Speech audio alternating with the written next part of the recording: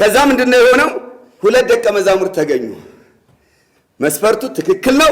መስፈርቱ እንደ እግዚአብሔር ቃል ነው። ከዛ በኋላ የሰው እጅ ይገባበት ዘንድ እግዚአብሔር አልፈቀደም። በዚሁ መስፈርት ብዙዎች አሉ። ስለዚህ ግን በትክክል እስከ መጨረሻው ድረስ ምስክር ሊሆኑ የሚችሉ በጣም የታመኑ ሰዎች የተገኙት ከመጥምቁ ዮሐንስ ጀምሮ የተገኙት ስንት ናቸው? 2 ተገኙ። ኢዮስጦስ የሚሉትን በርስያን የተባለውን ዮሴፍንና ማትያስን 2ቱን አቆሙ። ከባድ ነው ለነ ጴጥሮስ። 2 ሰው ተገኘ። አሁን ምን ያድርጉት? ቦታው አንድ ነው። ይሁዳ የተወው ስፍራ አንድ ነው። 2ቱም መስፈርቱን ካሟሉ በቃ አንድ ስናስገባ 12ቱ ይሞላል፣ ችግር የለውም 13 ይሁን ማለት ይችላሉ? አይችሉም።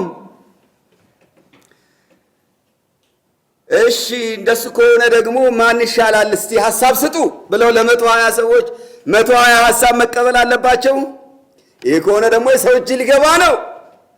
ወይም ደግሞ ቀደም ያሉት 12ቱ መሪ የሆኑት እነሱ ይወስኑ እስቲ፣ ወይም ራሱ ጴጥሮስ ይወስን። በቃ ሻል ያለው የትኛው ነው? ከሁለቱም እገሌ ይሁን። ይህም ቢሆን የሰው ሐሳብ ሊሆን ነው። ስለዚህ መደረግ ያለበት ነገር ምንድን ነው? አያችሁ፣ የተመለሱ ሰዎች እና ኢየሱስን በትንሣኤ ኃይሉ የሚያውቁት ሕያው ሆኖ ያዩት እንደ ትላንቱ በአካል አግኝተው የሚያማክሩት መምህር ብቻ አይደለም፣ አሁን ወደ እርሱ የሚጸልዩለት በጸሎት የሚያገኙት ጌታ ነው በአሁን ሰዓት። እና እንደ በፊቱ በምድር ላይ እንደነበረው በአካል ባያገኙት በጸሎት እንደሚያገኙት ሊያምኑ ይችላሉ ነው ጥያቄው። የመጀመሪያ ነው፣ ልብ በሉ። ግን ሆነ፣ እግዚአብሔር ይመስገን። አዎ በፊት በጸሎት በእግዚአብሔር ፊት ቆይተው የወጡ ናቸው። ቀጥሎ በእግዚአብሔር ቃል ተሞልተዋል። አሁን ደግሞ እግዚአብሔር እየመራቸው ባለው መንገድ እዚህ ነጥብ ላይ ደርሰዋል። 2 ሰዎች ቆመዋል። ስለዚህ ምን ይሁን? ስብሰባ ውስጥ አልገቡም። ስጋና ደም አልተማከርም። እናስብበት አልተባለም። ወዲያው ወደቁ በጌታ ፊት። ጸሎቱ ቀጠለ። እግዚአብሔር ይመስገን። ስለዚህ ምን አሉ? ቁጥር 25 ላይ ሲጸልዩም ነው የሚለው። ደስ አይልም? አጀማመሩ ራሱ ጸለዩ አይደለም የሚለን፣ ሲጸልዩ ምን ያህል እዛው ትራክ ውስጥ እንዳሉ ነው የሚያሳየው። መንፈሳዊ ክልል ውስጥ ነው ያሉት። በቃ እየተነጋገሩ ቆይተው ልክ የሆነ ጸሎት ጀምሮ እየቀጠለ እንዳለ አድርጎ ነው የሚያቀርብልን። ሲጸልዩ የሁሉን ልብ የምታውቅ አንተ ጌታ ሆይ፣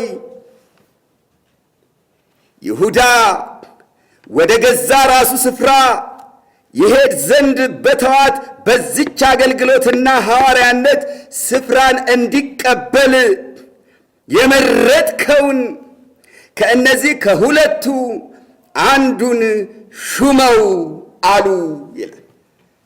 በቃ እኮ ልክ በአካል እንደሚያነጋግሩት ነው። በጸሎት ሲያነጋግሩት በአካል ያገኙት ያህል ነው እያነጋገሩት ያሉት። ይሄ ጸሎት የቀረበው ወደ ያህዌህ ሁሉን ወደሚችለው አምላክ በዛ አውድ አይደለም።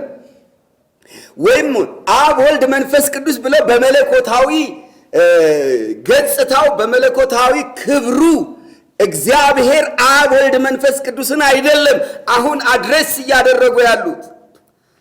ያው ጸሎቱ ዞሮ ዞሮ እዛ የሚደርስ መሆኑ እንደተጠበቀ ሆኖ ማለቴ ነው። ግን የጸሎቱ ልዩ አድራሻ ቀጥታ ያደረሱት ጌታ ሆይ ነው ያሉት። ይህ ጌታ ሆይ የተባለው አካል በሰማይ አርጎ በእግዚአብሔር ቀኝ የተቀመጠው ዳዊት እንዳለው ጌታ ጌታዬን ምን አለው?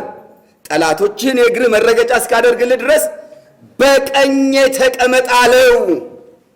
የተባለው ኢየሱስ ነው።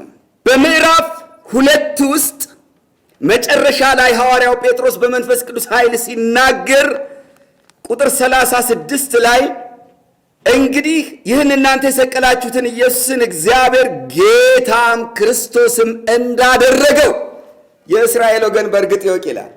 ልብ ልንል ይገባል። በዚያ በእግዚአብሔር ቀኝ ያለው ኢየሱስ የሰው ልጅ ነው። ሁሉ ከእግሮቹ በታች ይገዙለት ዘንድ የጌትነት ክብር የተሰጠው ነው እና ወደ እርሱ መጸለይ ይቻላል። የስ ሰው ነው አይደለም፣ የተነሳ ሰው ነው። ይህ ሰው ጌታ ነው። አዎ።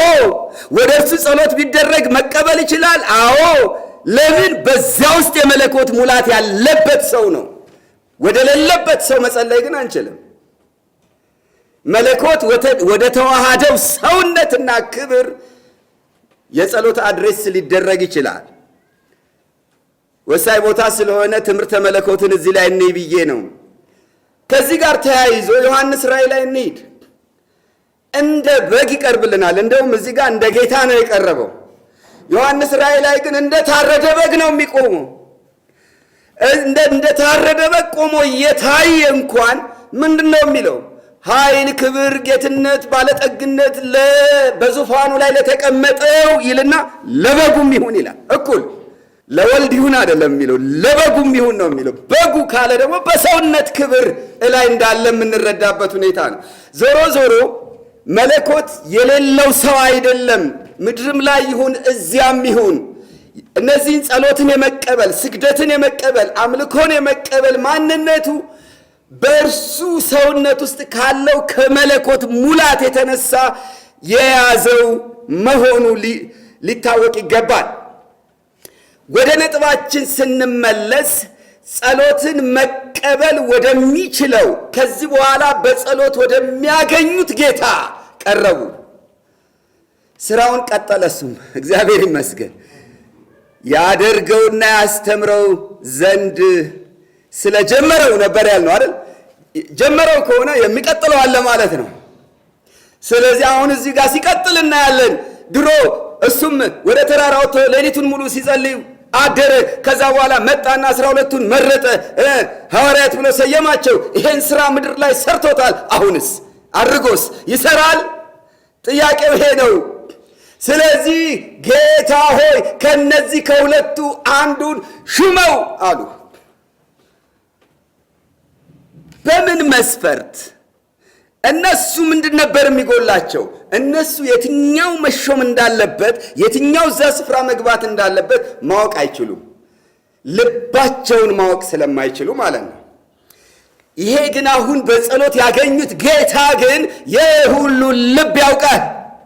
የ11ዱንም ልብ ያውቃል። የ120ውንም ልብ ያውቃል። እዚህ ጋር የቆሙትን የሁለቱንም የማትያስንም የዮሴፍንም ልብ ያውቃል። ሐዋርያው ጴጥሮስ ይሄ በደንብ ገብቶታል። ከነዚህ ይልቅ ትወደኛለህን በተባለበት ጊዜ በሶስተኛው ወቅት ላይ ለሶስተኛ ጊዜ ጌታ በጠየቀው ጊዜ ምንድን ነው ያለው? ጌታ ሆይ አንተ ሁሉን ታውቃለህ፣ እንደወደ አንተ ታውቃለህ አለ እና ይህ መለኮታዊ ክብር ነው። በሰውነት በክርስቶስ በተነሳው ሰውነት ውስጥ ያለ መለኮታዊ ማንነት ነው። ሁሉን የሚያውቅ ማንነት ነው። የሁሉን ልብ የምታውቅ የማትያስንም የዮሴፍንም የእኛንም ልብ የምታውቅ ፍላጎታችን መሻታችን ምን እንደሆነ የምታውቅ ጌታ ሆይ ከሁለቱ አንተ ይሄንን ስፍራ ይቀበል ዘንድ የመረጥከው። በቃ እኮ ምድር ላይ ያደረገውን እንዲያደርግ ነው እየጠየቁት ያሉት። ምድር ላይ እኮ ሲጸልይ አድሮ መጣና መረጠ ነው የሚለን። 12 መረጠ፣ ከዛ ሐዋርያ ብሎ ሰየማቸው። ልክ እንዲህ ነው። አሁንም የመረጥከውን ሹመው ብለው ስልጣኑን ለራሱ አሳልፈው ሰጡ። ከዚህ በኋላ እነሱ በተጨባጭ በዓይናቸው ፊት የሚለዩበትን መንገድ ደግሞ ማወቅ ነበረባቸው። ምን ያድርጉ? ጸልየናል፣ ጌታ አንድ ነገር ያመጣል፣ ይናገረናል፣ እንግዲህ መልሱን እየጠበቅን ነው ብለው ምን ማድረግ ይችላሉ? አሁን በዛ ወቅት ያላቸው ነገር ምንድነው? የእግዚአብሔር ቃል ነው። በዛ ወቅት ያላቸው መንፈስ ቅዱስ እንኳን አልወረደም። ነቢያት የሚባሉት ገና አልተነሱ። በወቅቱ በእጃቸው ያለው ነገር ምንድነው? የእግዚአብሔር ቃል ነው። ስለዚህ መልሱን ከእግዚአብሔር ቃል ውስጥ ነው ማግኘት የፈለጉት። በእግዚአብሔር ቃል መርህ መሰረት ነው ማግኘት የፈለጉት። ስለዚህ ምን አደረጉ? በብሉይ ኪዳን ዘመን በእግዚአብሔር ቃል ውስጥ ዕውቅና ያለው የእግዚአብሔርን ፈቃድ የማወቂያ የመለያ መንገድ ምንድን ነው? ይሄን ነው ያሰቡት። እሱም ዕጣን። ኦሪት ዘሌዋውያን ምዕራፍ 16 ቁጥር 8 ላይ በስሬት ቀን የሚቀርቡት ስለ ሕዝቡ ለኃጢአት መስዋዕት የሚቀርቡት 2 ፍየሎች፣ አንደኛው ለእግዚአብሔር፣ አንዱ ደግሞ ወደ ምድረ በዳ የሚለቀቅ፣ አንዱ ወደ መቅደስ የሚገባ ናቸው። ግን የትኛው ፍየል ወደ መቅደስ የሚገባው የሚታረደው ይሁን፣ የትኛው ፍየል ይለቀቅ የሚለውን እንዴት ነበር እግዚአብሔር እንዲለይ ያደረገው? ዕጣ ወደቀ፣ ዕጣ ተጣለ። ከዛ የእግዚአብሔር ዕጣ የወደቀበት ታርዶ ደሙ ወደ መቅደስ ገባ። ሌላው ፍየል ግን ወደ ምድረ በዳ ተለቀቀ። ዕጣ እንደዚህ አይነት ሥራ ሲሰራ ይታወቃል። ኦሪት ዘኍልቍ ምዕራፍ 33 ቁጥር 54 ላይ 12ቱ የእስራኤል ነገድ ርስታቸውን ሲከፋፈሉ እንዴት ይከፋፈሉ? ርስቱ መጀመሪያ ይመደብና ከዛ በኋላ የትኛውን ቦታ ለማን እንስጥ የሚል ጥያቄ ቢነሳ በምንድን ነው መፍትሄ የሚገኘው? እግዚአብሔር ራሱ ዕጣ ጣሉላቸዋል። ርስትን ገና ወደ እርሳቸው ሳይገቡ ከወዲሁ ርስታቸውን የሚከፋፈሉት በዕጣ እንደሆነ እግዚአብሔር በቃሉ ሲናገር እናያለን። ዘኍልቍ 33 ቁጥር 54 ላይ ሌላ መዝሙር 16 ላይ ያለው ታዋቂው ቃል በጣም የሚገርም ነው። እግዚአብሔር የሕዝቡ ዕድል ፈንታ ነው፣ ጽዋ ነው ይላል አይደል እንዴ? ከዛስ ዕጣዬን የምታጠና ይላል። እግዚአብሔር ርስቴ ዕድል ፈንታዬ ተብሎ በተነገረበት በዚያ ስፍራ ላይ ዕጣዬን የምታጠና ርስቴን የምትወስን ማለት ነው። ስለዚህ ዘማሪው ገመድ ባማረ ስፍራ ወደቀችልኝ ይልና ርስቴን ተዋበችልኝ አለ። ስለዚህ ርስቴን የሚወስነው የእግዚአብሔር ዕጣ ነው እያለ ነው። ዕጣዬን የምታጠና የሚለው የምታጸና ብለን እንውሰደው፣ ጸንጠ አርጎት ነው። ወይም ደግሞ የምትቆጣጠር ሜንቴን ማኔጅ የምታደርግ የምትወስናት፣ የኔን ዕጣ፣ ኤፍሬም ከሆነ ኤፍሬም ዕጣ፣ ይሁዳ ከሆነ የይሁዳ ዕጣ፣ ማንኛውም ዕጣውን የሚወስንለት እግዚአብሔር ነበረ። ስለዚህ ዕጣ ሲጣል ውጤቱ የእግዚአብሔር ነው እያለን ነው። ዕጣዬን ማኔጅ የምታደርገው አንተ ነህ። ማንም ሰው ሊያወጣው ይችላል፣ ግን ውጤቱ ያንተ ነው እያለ ነው። ገመድ ባማረ ስፍራ ስትወድቅ የጣልካት አንተ ነህ እያለው ነው። የዕጣ ውጤት የእግዚአብሔር መሆኑን ራሱ መጽሐፍ ቅዱስ ያረጋግጣል። ይሄ ብቻ አይደለም። መጽሐፈ ምሳሌ ምዕራፍ 16 ቁጥር 33 ላይ ስናነብ ሁላችንም የምናውቀው ነው። ዕጣ በጉያ ይጣላል፣ መደቧ ሁሉ ግን ከእግዚአብሔር ነው ይላል። እግዚአብሔር ይመስገን። ስለዚህ ውጤቱ የእግዚአብሔር እንደሆነ መጽሐፍ ቅዱስ አስረግጦ ተናግሯል። ብዙ ነገሮች በዕጣ ተለይተዋል። በሳኦልና በዮናታን መካከል ልዩነት የተደረገው እና ዮናታን ተለይቶ የታወቀው በዕጣ እንደሆነ እናውቃለን። በኋላ ዮናስን አስመልክቶ ወደ ነነዌ በተላከ ጊዜ ይሄንን ትእዛዝ ሳይቀበል ወደ ተርሴስ በኮበለለ ጊዜ ከእግዚአብሔር ፊት ኮብልሎ ወደ ተርሴስ እየሄደ ሳለ የገጠማቸውን ነገር ታውቃላችሁ። ባገኘው መርከብ ነው ተሳፍሮ ሄደው። እሱ በመርከቡ በውስጠኛውና በታችኛው ክፍል ተኝቶ ነበረ። እነሱ ግን ማዕበል ገጠማቸው፣ ሞገድ ገጠማቸው። መርከቧ ልትሰጥም ሆነ። ዕቃውን ሁሉ ለማቅለል ወደ ባህር ይጥሉ ነበረ። ከዛ የመርከቡ አለቃ ሄደና ዮናስን አንተ እንዴት ተኝታል? ተነስተህ አምላክህን ጥራ እንጂ በምን ምክንያት እንዳገኘን ምናልባት እንተርፍ እንደሆነ ይሰማህ እንደሆነ አምላክህን ጥራ፣ እንዴት ትተኛለህ አለው። ከዛ ይሄን አለውና ወዲያው ተሰብስበው ይሄ ክፉ ነገር በምን እንዳገኘን እንወቅ፣ በማን ምክንያት እንዳገኘን ዕጣ እንጣጣልና እንወቀው። ዕጣ ተጣጣሉ። ዕጣውን ሲጣጣሉ በዮናስ ላይ ወደቀ። ኤግዛክትሊ ዮናስም አመነ። ከየት ነህ ብለው ጠየቁት። ያው ታሪኩን ታውቃላችሁ። እግዚአብሔርን ማመልክ ነኝ፣ ስራዬም እርሱ ነው አለ። ታዲያ መፍትሄው ምንድን ነው? ወደ ባህር ጣሉኝ። ከበዳቸው። ሌላ ብዙ ሙከራ አደረጉ፣ ግን አልተሳካም። የባሰ ወጀቡ በዛ፣ ማዕበሉ በዛ። ያላቸው አማራጭ እሱን መጣል ነው። ስለዚህ ጸልየው ይቅር በለን ማረን፣ ደሙን በእኛ ላይ አትቁጠርብን ብለው ወደ ባህር ጣሉት። ያኔ ጸጥታ ሰፈነ። ስለዚህ በዚህ ታሪክ ውስጥ ዕጣን በመጠቀም የመለየት ስራን እግዚአብሔር በቀጥታ ሰርቷል። ይሄን ያውቃሉ። እንግዲህ ለምን መጽሐፍትን ያስተውሉ ዘንድ እግዚአብሔር አእምሯቸውን ከፍቶላቸዋል። እነ ጴጥሮስን፣ እነ ዮሐንስን፣ እነ በርተሎሜዎስ፣ እነ እንድርያስ፣ እነ ፊልጶስ የእግዚአብሔርን ቃል ማስታወስ የሚችሉ ማስተዋል የሚችሉ ሰዎች ሆነዋል።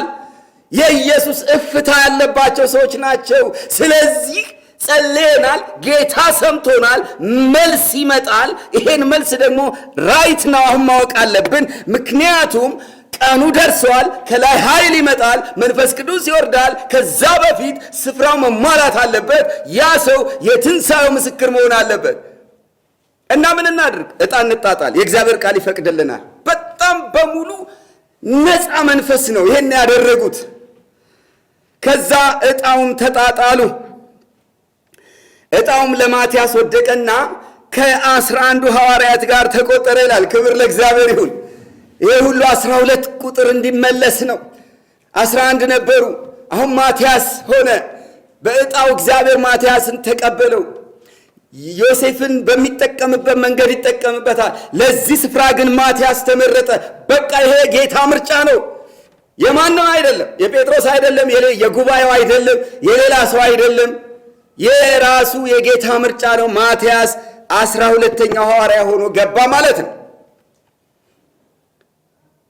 ግን ያረገው ኢየሱስ በቀጥታ ሲሾም የምናውቀው አንድ ሌላ ሐዋርያ አለ። በኋላ ላይ በደማስቆ በር ላይ ማንን ነው? አሳዳጁን ሳውልን ምን አለው? እኔን ባየህበት ነገር አለው፣ ለአንተም በምታይበት ነገር አገልጋይና ምስክር ትሆነኝ ዘንድ ልሾምህ ታይቼልሃለሁ አለው። ስለዚህ ሳውልን የሾመው ማን ነው? ራሱ ጌታ ነው። የተገለጠበት ምክንያት ከአሳዳጅነቱ ለውጦ ክርስቲያን ለማድረግ ብቻ አይደለም፣ በአንድ ጊዜ ሹመት ጭምር ነው የሰጠው፣ አገልጋይና ምስክር አድርጎ። በጣም የሚገርም ነው። ግን እንደዚህ በቀጥታ የሾመው ሰው እዚህ ቦታ ላይ ገብቷል ወይ ነው ጥያቄው። መልሱ ምዕራፍ 2 ቁጥር 14 ላይ እናገኛለን። ምንም እንኳን ሐዋርያው ጳውሎስ በጌታ በቀጥታ የተሾመ ሐዋርያ ቢሆንም፣ ለአሕዛብ የተጠራ ሐዋርያ ቢሆንም ከ12ቱ ቁጥር ውስጥ ግን ጳውሎስ የለበትም። ምዕራፍ 2 ቁጥር 14 ላይ ነገር ግን ጴጥሮስ ከ11 ጋር ቆመ ይለናል። የበዓለ ሃምሳ ዕለት አይደል? እና ቁጥሩ ስንት ነው አሁን? 12 ሞላ። በቃ ጴጥሮስ ከማን ጋር? ከ11 ጋር ሲጀምር አሁን ቅድም ያነበብነው ምዕራፍ 1 ቁጥር 26 ላይ ማትያስ ከ11 ሐዋርያ ጋር ተቆጠረ ብሎናል። አለቀ። 12ቱ መሙላቱ በዚሁ ቃል ብቻ ይበቃናል። ግን የበዓለ ሃምሳ ዕለትም 12 ሆነው ተደርድረዋል። በቃ ሙሉ ቁጥር ነው። ጴጥሮስ ይናገራል ከ11 ጋር። ስለዚህ 12ቱ ሙሉ ናቸው። ይሄ ብቻ አይደለም። ምዕራፍ 6 ላይ እዚሁ ሐዋርያት ሥራ ምዕራፍ 6 ቁጥር 2 ላይ 12ቱም ደቀ መዛሙርት ሁሉን ጠርተው እንዲህ አሏቸው ይላል። የእግዚአብሔርን ቃል ትተን ማዕድን እንድናገለግል አይገባም ያሉበት ጊዜ ማለት ነው። ስለዚህ የኢየሩሳሌም ቤተ ክርስቲያንን እየመሩ ያሉት በዛን ጊዜ በሁሉም ጉዳይ ላይ ይወስኑ የነበሩት የመሪነት ቦታ የነበራቸው 12ቱ ደቀ መዛሙርት ናቸው። 12ቱ የሚል ቃል አብሮት ካለ ደቀ መዛሙርቱ ሲል 12ቱን ሐዋርያት ነው። ዝም ብሎ ደቀ መዛሙርት ቢለን ኖሮ ግን ሁሉንም ነው። ግን 12ቱ ደቀ መዛሙርት ካለን ግን 12ቱን ሐዋርያት ነው። ስለዚህ ቁጥሩ ሙሉ ነው። ለምንድን ነው ግን 12 መሆን የተፈለገው? ጥያቄው ይሄ ነው። አንደኛ ጌታ ኢየሱስ ክርስቶስ ከመጀመሪያውም ስፍራውን ሲመድብ ስንት አድርጎ ነው የመደበው? 12 አድርጎ ነው የመደበው። 12 መረጠ፣ 12 አደረገ የሚሉ ቃላት በማርቆስና በሉቃስ ላይ እናነባለን። ግን ይሄ ታሳቢ ያደረገው ወደፊት የምትመለሰዋን እስራኤልን ነው። በእስራኤል ነገድ ቁጥር ልክ እንዲሆን ተፈልጓል። ይሄንን የምናገኘው የማቴዎስ ወንጌል ምዕራፍ 19 ቁጥር 28 ላይ ነው። በዛ ስፍራ ምንድን ነው የሚለው? እኛ ሁሉን ትተን ተከተልን፣ እንኪያስ ምን እናገኝ ይሆን ብሎ ጴጥሮስ በጠየቀው ጊዜ ጌታ ኢየሱስ ሲመልስ እናንተስ አላቸው አይደል? የሰው ልጅ በዳግመኛ ልደት የሰው ልጅ በክብሩ ዙፋን በሚቀመጥ ጊዜ በ12ቱ የእስራኤል ነገድ ስትፈርዱ በ12 ዙፋን ትቀመጣላችሁ። ስለዚህ አሁን አንዱ ዙፋን፣ አንዱ የአገልግሎት ስፍራ፣ አንዱ የሐዋርያነት ስፍራ ክፍት ከሆነ ወደፊት አንድ ዙፋን ክፍት ነው የሚሆነው ማለት ነው። ስለዚህ እዚህ ጋር አገልጋይ የሆነው እዚህ ጋር ጎንበስ ብሎ ስራ የሚሰራው የሚሯሯጠው በየስፍራው ጌታን ሲያከብር ሲያገለግል ምስክር ሲሆን የቆየው ነው ያኔ በዙፋን ላይ የሚቀመጠው ጌታ ኢየሱስ በክብሩ ዙፋን ሲቀመጥ። አሁን ግን ኢየሱስ በክብሩ ዙፋን ላይ አይደለም። ዛሬ እውነት ነው በስጋ ያለው ያ ራሱ ፐርሰናል ኢየሱስ ወደ ሰማይ የወጣው ከብሯል። ልክ ነው። ያለ ልክ እግዚአብሔር ከፍ ከፍ አድርጎታል።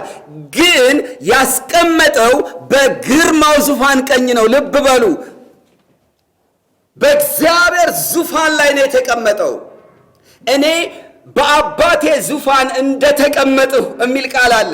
ይሄ ዙፋን የአባቱ ዙፋን ነው። ግን ወደፊት የራሱ ዙፋን ይዘረጋል።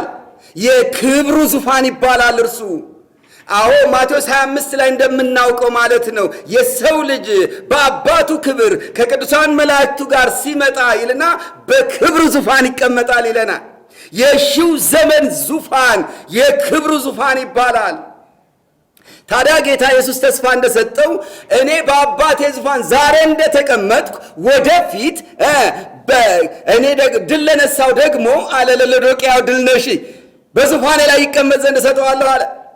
አሁን 12ቱ ሐዋርያት ከኢየሱስ ዙፋን ጋር አብሮ የሚዘረጋ ዙፋን አላቸው።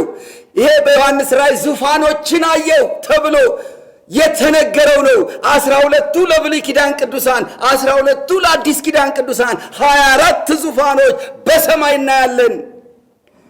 ስለዚህ ሐዋርያት በእስራኤል ላይ የሚነግሱበት 12 ዙፋን ተዘጋጅቶላቸዋል። ስለዚህ አንዱ ዙፋን ባዶ መሆን የለበትም።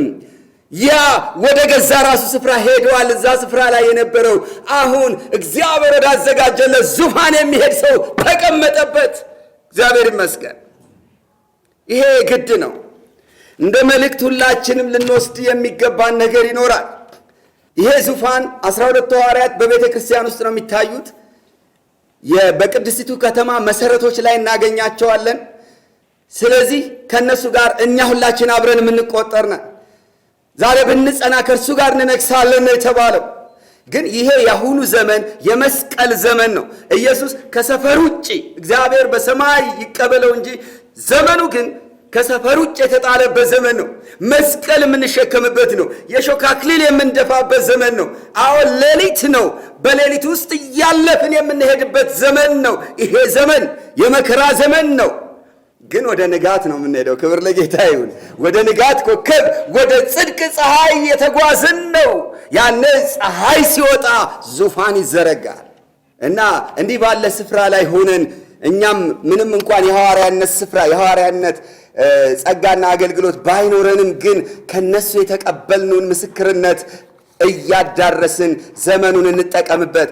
ይሄ ወራት በዚህ ወራት ነው የተባለው። የምንነግስበት ወራት አይደለም፣ የዙፋን ወራት አይደለም። በመከራ ጌታን የምናከብርበት ለእርሱ የታመነ ምስክር የምንሆንበት ወራት ነው።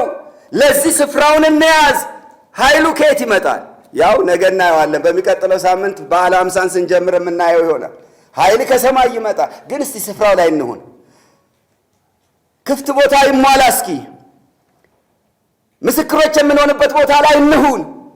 በጸሎትና በእግዚአብሔር ቃል ተዘጋጅተን እንጠብቅ። ኃይል ሲመጣ እንወጣለን። ኃይል ሲመጣ እንመሰክራለን። እግዚአብሔር በጸጋ ይርዳል።